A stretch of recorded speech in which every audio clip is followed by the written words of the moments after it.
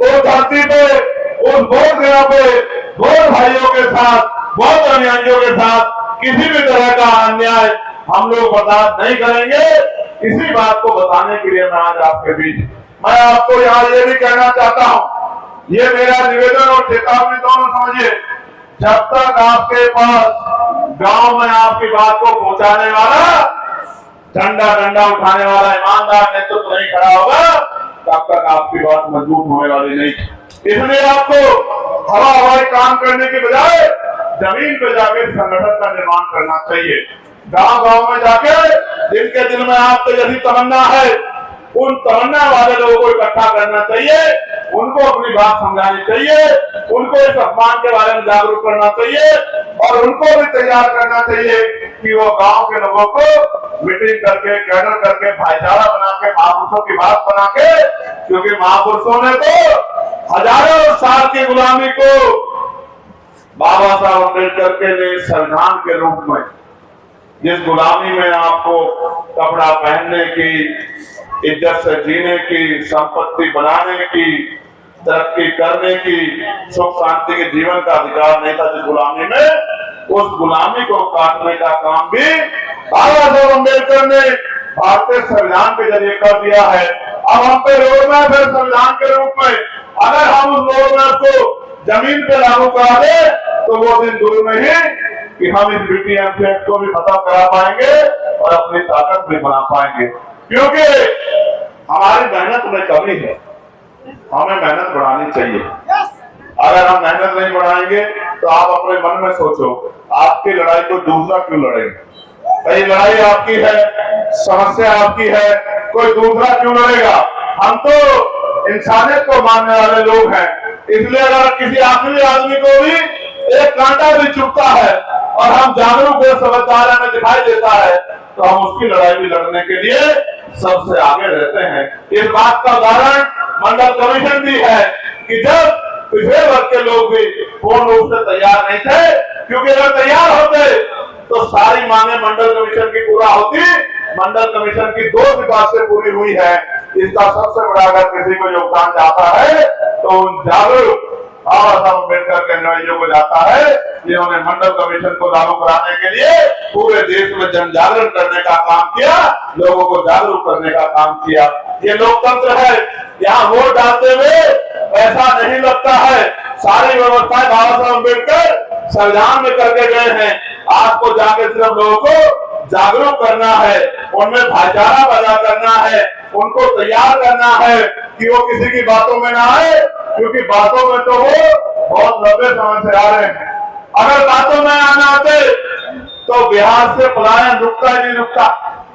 क्यों बिहार के लोगों को पूरे देश में अपने पेट को अपने कमाने के लिए, अपने बच्चों के पेट के भरने के लिए जाना पड़ता है? मैंने तो आज भी मेरे याद है जब कोरोना काल की चर्चा आजकल हो रही है, और मैंने कोरोना काल का वो समय देखा है जब दिल्ली से इन्हीं मेहनत कश लोगों को भगाने का काम किया गया था, और इन निकम्मी सरकारों के पास इनको भेजने के लिए बस और ट्रेन की व्यवस्था भी नहीं थी। किस तरह गरीब लोग पेट पे हाथ रखे प्यासे बिना चप्पलों के, बिना भोजन के कई दिन बाद तक अपने घरों में पहुंचे थे।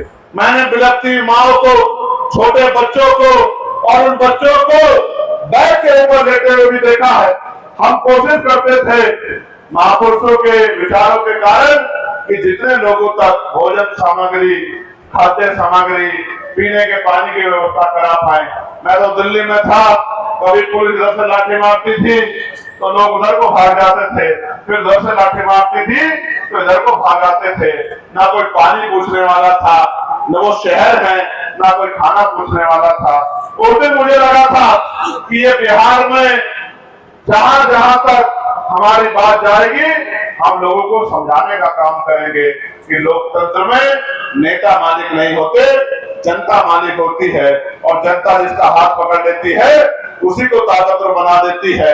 आज उसी जनता ने उत्तर प्रदेश में मुझे जिता के भेजा है, मेरे हाथ मजबूत किए हैं, और मैंने पार्लियामेंट में इसी बीटीएमसी एक्ट को खत्म कराने की मांग सबसे पहले पार्लियामेंट में उठाने का काम किया है। जो बाकी नेता हिम्मत नहीं कर पाए वो काम मैंने जनता की शक्ति से किया है। मैं जनतंत्र को समझता हूँ, लोगों की शक्ति को समझता हूँ, आपकी उम्मीदों को समझता हूँ, आपकी तकलीफों को समझता हूँ, आपके दर्द को समझता हूँ। अगर ये आप भी समझ जाओ कि आपका अपना कौन है और आप भी मेरे दिखाए रास्ते पे चलते काम करना शुरू कर दो, तो मैं लिख कर देता कि दुनिया में कोई मंजिल नामुमकिन नहीं। करोगे नहीं करोगे बताओ? यहाँ से निकल के लोगों में भाईचारा पैदा करोगे नहीं करोगे बताओ? गांव गांव जाके घर घर घूम के लोगों को समझाने का काम करोगे नहीं करोगे बताओ? प्यारे साथियों, आज हम 1000 हैं। जब ये 1000 काम करेंगे तो अगले 10 दिन में 10,000 हो जाएंगे। जब वो 10,000 काम करेंगे अगले 1 महीने में 1,00,000 हो जाएंगे। और जब ये 1,00,000 लोग मिलके पूरे बिहार में काम करेंगे तो 4-6 महीने में 50 लाख हो जाएंगे। लेकिन काम करना पड़ेगा। जब हम 8 घंटे ही बताओ, स्वाभिमान सम्मान से बढ़कर भी कुछ है क्या? बताओ, स्वाभिमान सम्मान से बढ़कर भी कुछ है क्या? जब हम 8 घंटे अपने पेट को भरने के लिए काम करते हैं तो क्या 1 घंटा स्वाभिमान से जीवन जीने के लिए काम नहीं कर सकते हैं क्या? बताओ, कर सकते हैं नहीं कर सकते हैं? मैं बिहार की घटनाओं को सुनता हूं। अमर ज्योति जी ने जिक्र किया, एक बच्ची जो 10 साल की जिसका रेप हुआ, जिसका गला रेत दिया गया। क्यों करने पड़ते हैं आंदोलन? क्यों लगाने पड़ते हैं नारे? क्या इन सरकारों को गरीब की बच्चों का दर्द नहीं दिखाई देता? क्यों नहीं दिखाई देता इनको दर्द? कानून तो कहता है कि न्याय सबको मिलेगा। जुडिशरी है, पुलिस है, इन्वेस्टिगेशन एजेंसियां हैं, तमाम सरकारी सिस्टम है, फिर एडमिनिस्ट्रेशन है। क्यों नहीं मिलता न्याय? क्योंकि न्याय उनको मिलता है जिनके पास शक्ति होती है। अगर आप इसी जीवन में खुश हो मेरे भाइयों मुजफ्फरपुर के, तो कोई दिक्कत नहीं है। अगर आप जीवन में खुश नहीं हो तो ताकत बनाने का प्रयास करो, मेरी बात पे पहरा देने का प्रयास करो, घर से निकलने का प्रयास करो और इस आवाज को, इस बात को लोगों तक पहुंचाने का काम करो। क्योंकि लोकतंत्र में बिजली पानी से लेके, बिजली पानी सड़क स्कूल,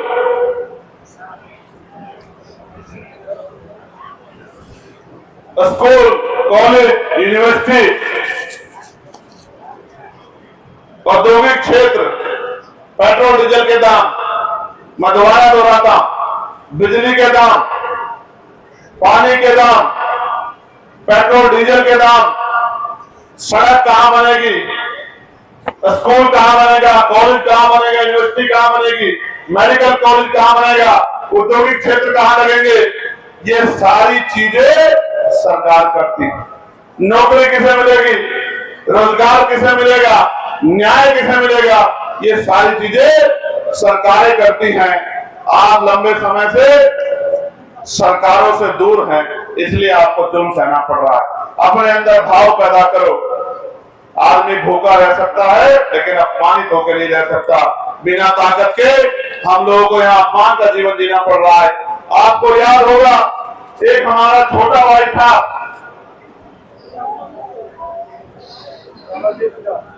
जिसने, जो पूर्व में हमारे यहाँ जिले का अध्यक्ष भी था, जिसकी हत्या की गई थी। आपको याद है नहीं याद है मुजफ्फरपुर वालों?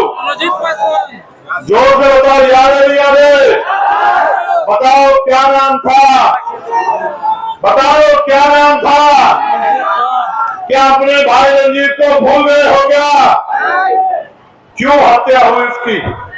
क्या उसकी मां ने उसको इसलिए पाला था कि उसकी हत्या हो जाएगी? क्या आपकी माँ ने, मेरी माँ ने हमें इसलिए पाला कि हमारी हत्या हो जाएगी? ये हत्या इसलिए हो रही है क्योंकि हत्यारों को लगता है कि इनकी जान अगर ले भी लेंगे तो इनकी आवाज को उठाने वाला कोई नहीं। इसलिए मैं आपसे कहता हूं, ये लड़ाई लड़नी पड़ेगी, इसके अलावा कोई रास्ता नहीं। हम इस लड़ाई से हट नहीं सकते हैं और हम महापुरुषों के मिशन को आगे बढ़ाने वाले लोग हैं, हमें पीछे हटना भी नहीं। मैं आप सबका धन्यवाद करता हूं और दोबारा इस ऐतिहासिक पहल को, जिसको चलाने का प्रयास भाई जवाहर आजाद जी ने, भाई अमर ज्योति जी ने, हमारे तमाम नेताओं ने किया है, मैं उनको आह्वान के साथ कहना चाहता हूं, हार मत मानना मेरे साथियों। ये शुरुआत है, शुरुआत अक्सर नए अवसरों को जन्म देती है। ये आपकी शुरुआत है, आप हिम्मत मत हारना। आज आपने पहल की है, आज आपकी पहल कल आने वाले समय में मंजिल बनेगी। आज आपकी एकता की जो शुरुआत आपने की है कि ये बुद्धिस्ट और ये मुस्लिम और तमाम कमजोर वर्ग और तमाम अल्पसंख्यक भाईचारा एकजुट हो जाए, आज आपने जो पहल की है कल ये रंग लाएगी। क्योंकि चुनाव के बाद इन गरीबों की आवाज उठाने वाला कोई नहीं मिलता। अगर इनकी लड़ाई को लड़ता है तो विमान में लड़ती है या हमारे सरिया लड़ती है। मैं आपका बहुत बहुत धन्यवाद देता हूँ। जय हिंद, जय भारत, जय संविधान, जय मंडल, जय जोहार, जय लोकतंत्र, जय विज्ञान। मीडिया के भाइयों का भी बहुत बहुत धन्यवाद और यहाँ पहुंचे हर साथी का बहुत बहुत धन्यवाद। आप सबके लिए मंगल कामनाएं। जय भीम, जय भारत।